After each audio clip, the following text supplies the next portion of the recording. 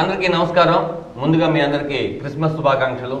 ఈరోజు నానా నేను బాయ్ ఫ్రెండ్స్ మంచి సినిమా చాలా పెద్ద విజయం అయింది, చిన్న సినిమా చాలా పెద్ద విజయం అయింది, ఇలా చెప్తూ ఉంటారు. అలా కాకుండా జెన్యూన్గా ఈరోజు థియేటర్లో చూస్తుంటే ఆ రెస్పాన్స్ మీకే తెలుస్తుంది. మీరు అందరూ సినిమా చూసారే కాబట్టి ఇంత సక్సెస్ఫుల్గా ఇంత ధైర్యంగా కూర్చొని ఈ టీం అంతా ఇంటర్వ్యూ ఇస్తుంది.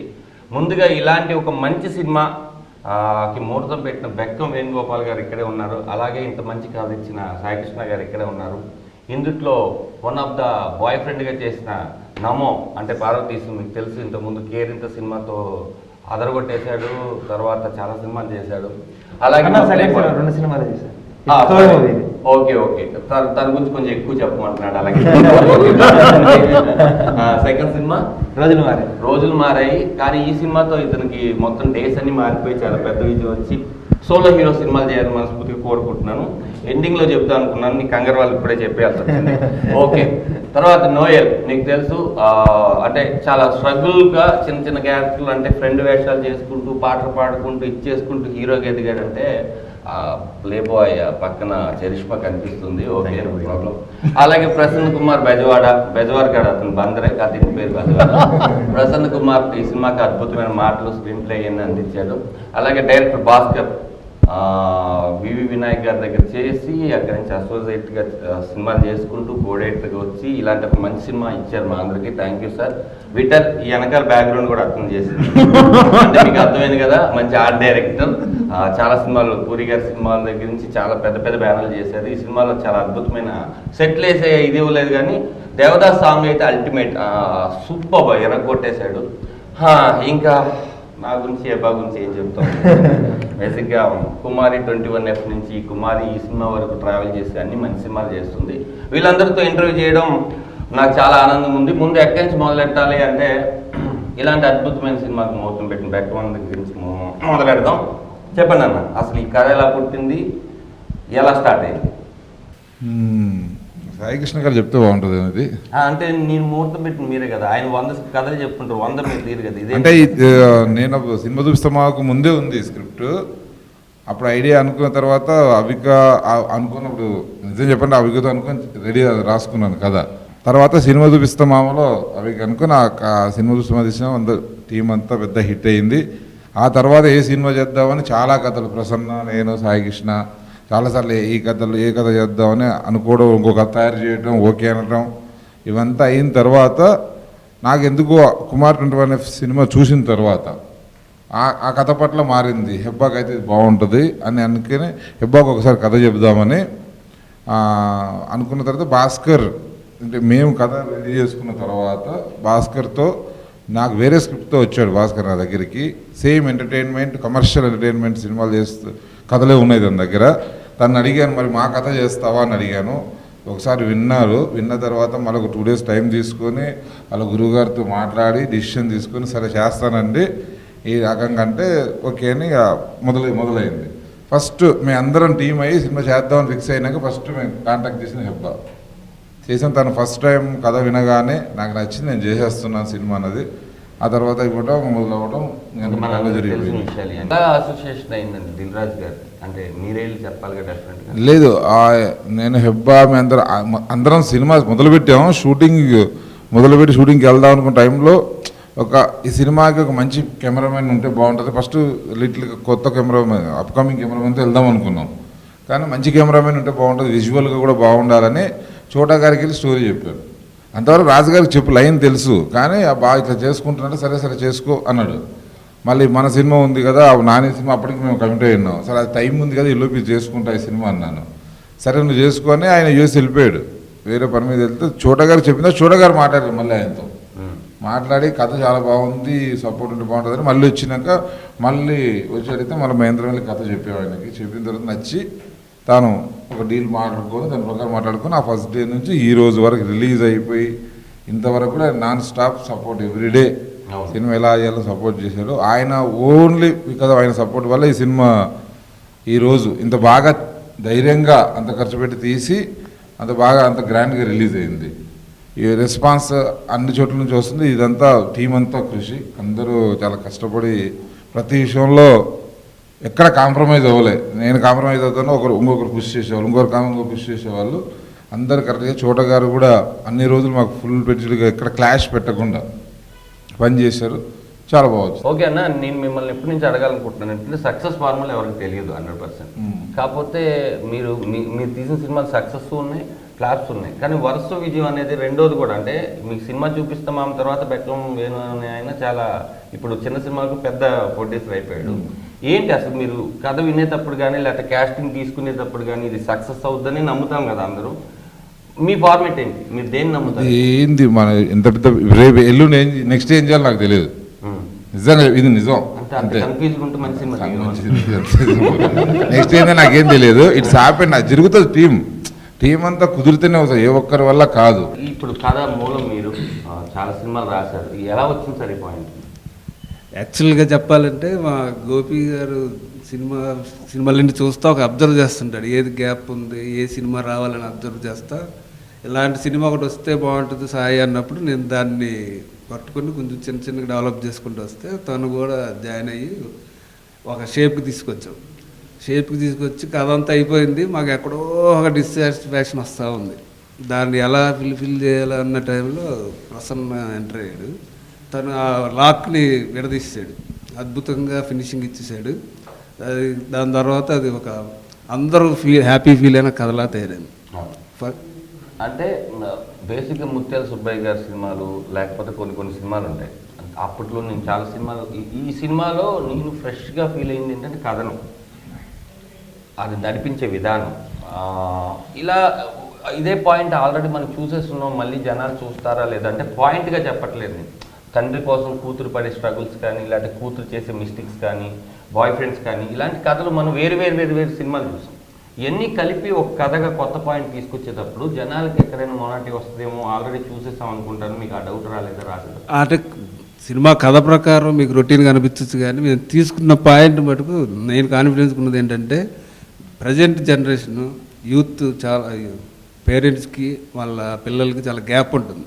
ఎలా పెంచాలి ఇట్లా ఎక్కడికి వెళ్ళినా అబ్బా మా వాడు టార్చర్ పెట్టేసిన ఎప్పుడు కంప్యూటర్ చూస్తాడు లేదంటే ఫ్రెండ్స్తో తిరుగుతుంటాడు ఇలా తిట్టడమే, కానీ చాలా తక్కువగా ఫ్రెండ్షిప్ పేరెంట్స్కి పిల్లలకి మధ్య ఫ్రెండ్షిప్ జరిగే తక్కువ ఉంది. ఆ గ్యాప్ని మేము అందంగా చెప్పే ఛాన్స్ వచ్చిందని ఫీల్ అయ్యాం. ముగ్గురు బాయ్ ఫ్రెండ్స్ కన్నా ఆయనే చాలా అద్భుతమైన బాయ్ ఫ్రెండ్ అమ్మాయికి. అదే ఎందుకంటే పిల్లలు అన్ని ఎమోషన్స్ ఉన్నాయి, అన్ని ఇది ఉన్నాయి. నేను ప్రసన్నతో అడిగేటప్పుడు ఏమడిగానంటే రావు రమేష్ గారు లేకపోతే ఏం చేసేవాడు అని అడిగాను అనమాట. సరే మిమ్మల్ని అడుగుతున్నాను, రావు రమేష్ గారు కాకుండా ఒకవేళ ఈ క్యారెక్టర్ ఇంకొకరు ఊహించుకోలేము. ప్రసన్న అదే చెప్పాడు. డెఫినెట్గా మీరు ఊహించుకునేటప్పుడు ప్రసన్న చెప్పినప్పుడు ఎవరిని ఊహించుకున్నారు? రావు రమేషే ఉన్నాడు కానీ బిగినింగ్లో ఆయన ఉన్నారు, ఎండింగ్లో ఆయన ఉన్నారు. కాకపోతే స్టోరీ ఆయన డ్రైవ్ చేయలే, హీరోయిన్ పాయింట్ ఆఫ్ లో డ్రైవ్ అయింది. ఫాదర్ సపోర్ట్ చేశాడు. ప్రసన్న వచ్చాక ఓవరాల్గా ఫాదర్ అండ్ డాటర్ సన్ అయిపోయింది. సూపర్. సార్ బాయ్ ఫ్రెండ్స్ గురించి మాట్లాడుకుందాం. ఈ ముగ్గురు బాయ్ ఫ్రెండ్స్ మీకు బాగా నచ్చిన బాయ్ ఫ్రెండ్? ముగ్గురు బాగా నచ్చారు, ముగ్గురు డైమండ్స్. నేను అడిగింది ఎంబీఏ ఫార్మాట్ కాదు. ముగ్గురులో మీకు నిజంగా ఒక్కొక్క సీన్ కి ఒక్కొక్కరు బాగా చేశారు. ముగ్గురు నచ్చారని నా మీద చేశారు భయ్యా. ఆ పక్కన పార్వతీశ్ ఉన్న వేసేవాళ్ళు, అటు సైడ్ అశ్విన్ వేసేవాళ్ళు, రెండు చేతులు వేసేవాళ్ళు. ఇట్లా అలా కాదు. చెప్పండి బాయ్ ఫ్రెండ్స్. ముగ్గురు ముగ్గురు వాళ్ళకి ఇచ్చిన క్యారెక్టర్ పర్ఫెక్ట్ గా చేశారు. సార్ బాయ్ ఫ్రెండ్స్ గురించి చెప్పండి. ఈ సినిమాకి ఎంత హెల్ప్ అయ్యారు ఏంటి? అంటే వీళ్ళు ముగ్గురు కొంచెం ఆల్రెడీ చేస్తున్నాను. ఫస్ట్ సినిమా కదా, ఏమన్నా నాకు ఇబ్బంది పెడతారేమో అని అనుకున్నాను. అలా అనుకోకుండా ముందు ఆపోజిట్ సపోర్ట్ ఎక్కువ చేశారు. ఇబ్బంది పడ్డారంటారు? అసలు పడలేదు. మీరు పడలేదు, వీళ్ళు పడ్డారు. వాళ్ళు పడ్డారో నాకు తెలియదు, నా గురించి వాళ్ళ వల్ల నేను ఒక్క ఇబ్బంది కూడా పడలేదు, అన్ని ప్లస్లే. బేసిక్ ఏంటంటే మీరు ఏదో ఊరు నుంచి బస్సు దిగేసి డైరెక్ట్ రావలేదు. చాలా మంది ఆర్టిస్టులు పరిచయం ఉంటారు, ఇలాగే స్క్రిప్ట్ చెప్పుకుంటారు. కాకపోతే ఫస్ట్ టైం ఏంటంటే యాక్షన్ చెప్పుకుంటూ చెప్పాలి. అంతకుముందే ఏంటంటే డైలాగ్ మాత్రం చెప్పే ఎదరిటి నుంచి ఇప్పుడు మీరు యాక్షన్కి వచ్చారు. ఆయన గురించి, పెద్ద ఆయన గురించి పెద్ద ఆయనే కదండి. ఆయన గురించి చెప్పడం నేను సరిపోనంటే నాన్నగా మనం ఒక పెద్ద ఆర్టిస్ట్ ఆయన. నేను ఆయనతో అసలు నేను చెప్తే ఆయన ఏం ఫీల్ అవుతారు అనుకున్నాను, కానీ ఆయన ఇంకా 2-3 ఆప్షన్లు ఇచ్చి ఉన్నారు. ఎలా చేయమంటారు భాస్కర్, ఎలా చేయమంటారు, ఎలా చేయమంటారా, చాలా వెయిట్ ఇచ్చారు. అసలు ఏది చెప్పినా చేశారు. పద్మావతి గురించి ఒకసారి మాట్లాడు. ఈవిడండి ఈవిడే. పక్క తెలుగు ఆర్టిస్ట్, బొంబే ఆర్టిస్ట్ అని నేను నమ్మను. బొంబే ఆర్టిస్ట్ కదా, తెలుగు అమ్మాయి కదా. You know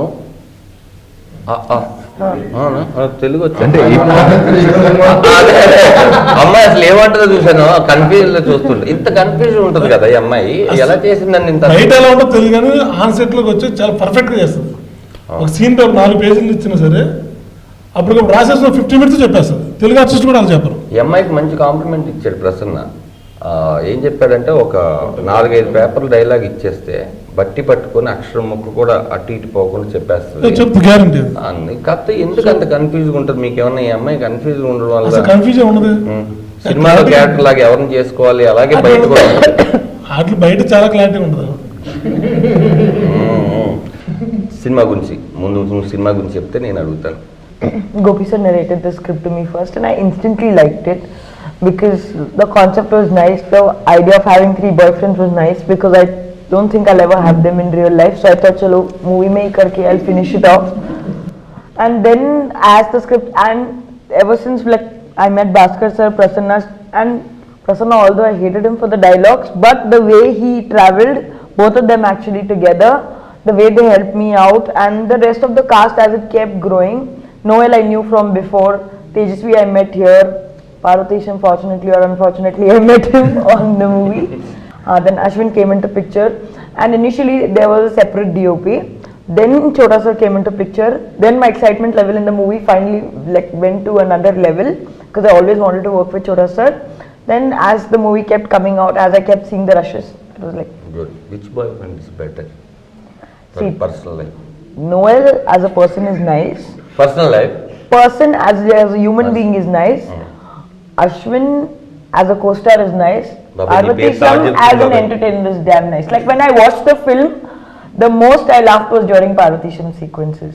okay. So అంటే మీకు ఏమర్థమైందంటే భయ్య, పర్సనల్ లైఫ్ లో అయితే నాతో ఉంటుంది, ప్రొఫెషనల్ గా అయితే అశ్విన్తో, ఎంటర్టైన్మెంట్ అలాంటి అదే ఆ సినిమాలో క్యారెక్టరైజేషన్ లాగే ఉంది.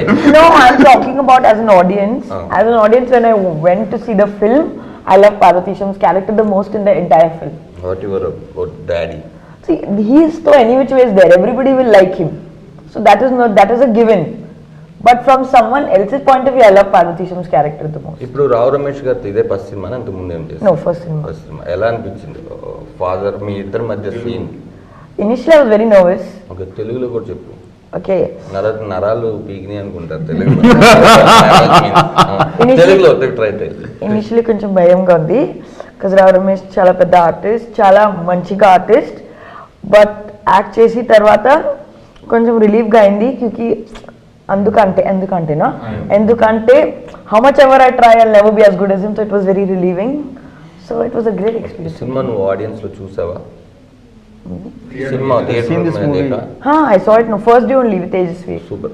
నీకు ఏ సీన్ పర్టికులర్ గా, అంటే నువ్వున్న సీన్స్ మాత్రమే నీకు తెలుసు కదా, నువ్వు లేని సీన్స్ కొన్ని ఉంటాయి సినిమాలో, అవి నువ్వు ఫస్ట్ టైం చూస్తావు 100%. ఏ సీన్ నీకు నువ్వు లేని సీన్ ఏది బాగా నచ్చింది? Parvatisham and the sequences between him and his friend, that was the one that I laughed the most on. Super. Tejaswi became one of my best today. She's one of my best friends in Hyderabad. I don't think I landed up with any of the boyfriends, but I took one girlfriend and went to.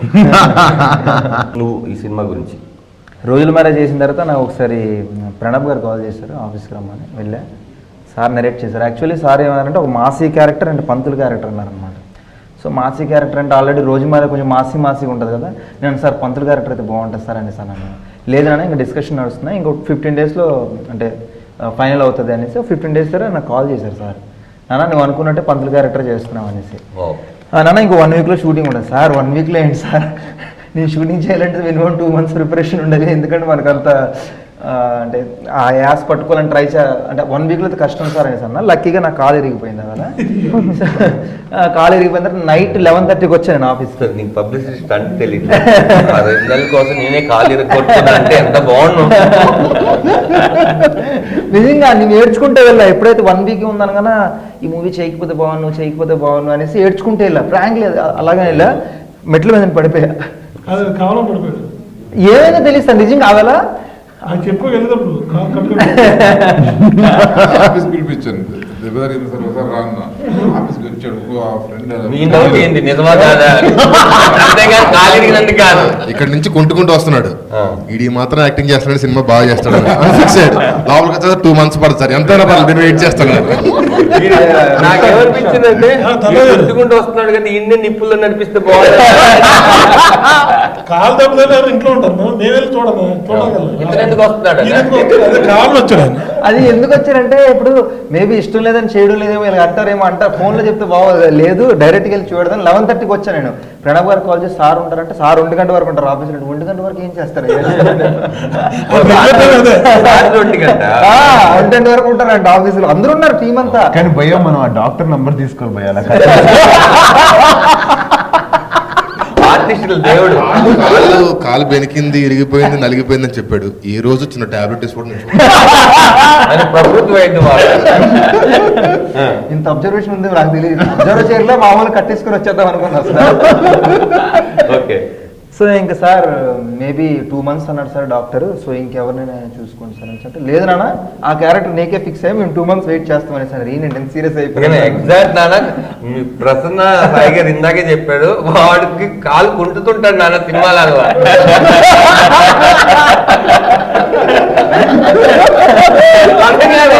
అప్పుడు ఈ కాలు కూడా అయిన తర్వాత ఇంకా okay 2 months మనకు time ఉంది కదా, ఇంక రోజు చాగంటి కోటేశ్వరరావు ఇంకేమైనా పంతుల్లా మాట్లాడ్డా, చదివినప్పుడు పంతులు ట్రై చేశా. అది వర్కౌట్ అయిందో లేదో నాకు తెలియదు, నేను చెప్పలేదు. ఎవరైనా అన్నారనుకో, అరే నేను చెప్పలేను నేను చేసింది సూపర్ అని, నాకు భయం వస్తుంది. ఎందుకంటే చేస్తున్నప్పుడు ఎక్కడో ఒకరు కొన్ని మిస్టేక్స్ ఉంటాయి కదా. సో అది కూడా నేను తీసుకోలేను అన్నమాట. అది ఎవరైనా ఒక్క చిన్న పాయింట్ అని నేను తీసుకోలేను. ఎందుకంటే నాకే అనిపిస్తుంది నేను చేసింది ఇంకా బాగా చేయొచ్చు కదా, ఇంకా ఇప్పటికీ నేను అనిపిస్తుంది నమ్మో ఇంకా బాగా చేయొచ్చు కదా, అరే ఇలా చేయొచ్చు కదా, అలా చేయొచ్చు కదా. So real I'm not satisfied what I did. But మేమైతే సినిమా చూసి మాకు చాలా వెరీ హ్యాపీ. ఓకే అలాగే ఎవరైనా చెప్తే నిజంగా హ్యాపీ అనిపిస్తుంది. ఓకే అట్లీస్ట్ ఒక 35 marks వచ్చి 100 కనేసి అనిపిస్తుంది. ఈ 3 క్యారెక్టర్లో నాకు అనిపించింది ఏంటంటే, తప్పు చేయింది ఎవరు అంటే సినిమాలో నిజాయితీపడి నమ్మం, తర్వాత నాని గారు ఇతను ప్లే బాయ్. ఒకవేళ ఇతన్ని కానీ పద్దు పెళ్లి చేసుకోకపోయినా నాకు ఎటువంటి ప్రాబ్లం లేదు. కానీ సినిమా క్లైమాక్స్లో ఇతనే అడుగుతాడు అనమాట, మా ముగ్గురులో ఎవరో ఒకరికి చేయొచ్చు కదా ఎందుకు అని. అది నువ్వు ఇలా ఇతను తప్పు కదా జనాలు అనుకుంటారు, అట్లీస్ట్ నేను ఆడియన్గా అడిగేటప్పుడు అట్లీస్ట్ నమ్మోగాన్ని ఇవ్వచ్చు కదా, నమ్మో ఏ తప్పు చేశాడు, ఈ అమ్మాయి కోసం ఇంకా నిప్పుల్లో నడిచేసాడు, పెద్ద హృదయంగా అన్ని శారీరకంగా మానసికంగా బాగా హింసపడిపోయాడు అని అనిపించింది. ఇన్ని క్వశ్చన్స్ వస్తాయని నీకేం అనిపించలేదా? అనిపిస్తా. ఆ క్వశ్చన్సే పాయింట్ ఆఫ్ ఇంట్రెస్ట్ సినిమా చివరి దాకా చూడడానికి. అంటే నీకు అక్కడ రాజధాని క్యారెక్టర్ బలంగా ఉంది కాబట్టి ఎన్ని అనుకున్నా సరే ఇదైపోతుంది. లేదు, మనం అతను లైఫ్లో ఎప్పుడు అమ్మాయి జోలికి వెళ్ళను వాడు. జనరల్గా మనం చూసే క్యారెక్టర్ ఈ లైఫ్లో చాలా ఎక్కువ మంది అమ్మాయిలతో తిరిగేవాడు. 3వ వాడు నిజం తప్ప ఇంకోటి ఏది మాట్లాడు. 3 ఎక్స్ట్రీమ్స్లో ఉంటాయి. 3 ఎక్స్ట్రీమ్స్లో ఉంటాయి. ఏదర్ మనం ఏదో ఒకటి ఉంటాడు, మనలో ఒక మనిషి ఉంటాడు, ఇప్పుడు ఆయన ఉన్నాడు, ఆయన యాక్చువల్గా అమ్మాయిలను ఫ్లడ్ చేయడం, ఖాళీగా ఉన్నప్పుడు కలగడం, అటు ఇటు తిరిగి అమ్మాయిలుగా అది ఎంత ఉండదు జనరల్గా. వాడు ఒక కైండ్ ఆఫ్ మొత్తం జెన్యూన్గా ఉంటాడు. ఈయన అంత ఫ్లడ్ 100 మంది రోజు కదిపితే రోజుకు ఒక అమ్మాయితో ఉండగలిగే అంత కెపాసిటీ ఉన్నవాడు ఒక అమ్మాయి కోసం మొత్తం ఆపేశాడు. దానికంటే పెద్ద సాక్రిఫైస్. ఎగ్జాక్ట్లీ. రోజు ₹1 సంపాదించేవాడు ఎవడో పేదరికం చూసి అన్ని మానేసి నేను కూడా పొరుగు గుడిసెలో ఉండడం కంటే గొప్పతనం ఏమంటారు. 3వ వాడు ఐడియల్ లవర్, ఐడియల్ హస్బెండ్, అలాంటి వాడు. వాడు నిజం అన్ని ప్రతి విషయంలో ప్రేమ అంటే నిజం, వాడు కూడా నిజమే కావాలి. ఐడియల్ హస్బెండ్ వాడు వచ్చి ఈ అమ్మాయిని పెళ్లి చేసుకుంటే ఒక గొప్ప పౌరోహిత్యం చేసుకునే వాడి లైఫ్ని పాడు చేసిన అమ్మాయి అవుతుంది. Negative angle. ఆ అమ్మాయి నాకు ఇంకోటి నాకు ఇష్టమైంది ఏంటంటే వాడు 25 ఏళ్ళు దేవుణ్ణి ప్రేమించాడు, తర్వాత అమ్మాయిని ప్రేమించాడు. అలాంటి వాడు వీడు ఒకడు. వాడు ఐడియల్. వీళ్ళిద్దరికంటే జనరల్ గా 25 ఏళ్ళు దేవుణ్ణి తప్ప వేరే చూడని వ్యక్తి తక్కువని అమ్మాయిని చూసినాక ఆ తర్వాత దేవుని చూడడం మర్చిపోయాడు. అంతేగా, దేవతలు అంటే అంతే కదా. 3వ వాడు నేను నా కూతురికి సంబంధం ఇచ్చి పెళ్లి చేయాలంటే అలాంటి వాడికి ఇచ్చేస్తా. జనరల్ గా మీరైనా నేనైనా వాడు కరెక్ట్, అన్నిట్లో జెన్యూన్, హానెస్ట్. వీళ్ళ ముగ్గురిని కాదని మన తను ప్రేమించే మన నలుగురిని కలిసి నాలా ప్రేమించే వాడికి ఇచ్చి చేద్దాం, అది కాదు. ఇవన్నీ కాదు, ఇంకొకటి ఉంది నాన్న పాయింట్ ఆఫ్ వ్యూ. ఎందుకంటే ఒకటే సెంటెన్స్, నేను దాన్ని చిన్నప్పటి నుంచి ఇలా పెంచాను, అలాగే చూసినోడికి ఇచ్చేస్తే దాంతో నాన్న లైఫ్ అంతా ఉన్నట్టే. అంతకంటే ఫాదర్ కూతురికి వస్తాడు. నేను లేకపోయినా సరే నాలా చూసినోడు ఇంకోటికి ఇచ్చి నేను చచ్చిపోయాను అన్నది ఫాదర్ దృష్టిలో the greatest victory for ever. Super, మంచి పాయింట్. ఈరోజు క్రిస్మస్ రోజు ఇంత మంచి సక్సెస్, ఇయర్ లాస్ట్ లో మంచి హిట్ ఇచ్చేసారు. నెక్స్ట్ ఇయర్ కూడా ఇది కంటిన్యూ అవుతుంది. నెక్స్ట్ ఇయర్ నీ పెద్ద పెద్ద సినిమాలు అవుతాయి. ఫస్ట్ టైం కదా కొత్త డైరెక్టర్తో చేయడం? No, no. నువ్వు My first film was with the debut director. Okay. Mine was with the debut director. Pratap second movie. Then రెండో డైరెక్టర్, కొత్త డైరెక్టర్ కూడా అంటే నువ్వు హిట్ ఇచ్చావు, ఆయన నీకు హిట్ ఇచ్చాడు. ఇయర్ అంతా సక్సెస్ బాగా చేసుకోవాలి సెలబ్రేషన్స్. ఫైనల్ గా సినిమాలో నీకు నచ్చిన డైలాగ్? నేను ముగ్గురిని లవ్ చేస్తే వినడానికి నీకు ఎలా ఉంది నాకు తెలియదు, కానీ ముగ్గురు నన్ను లవ్ చేస్తే వినడానికి నాకు భలేగా. ఎంత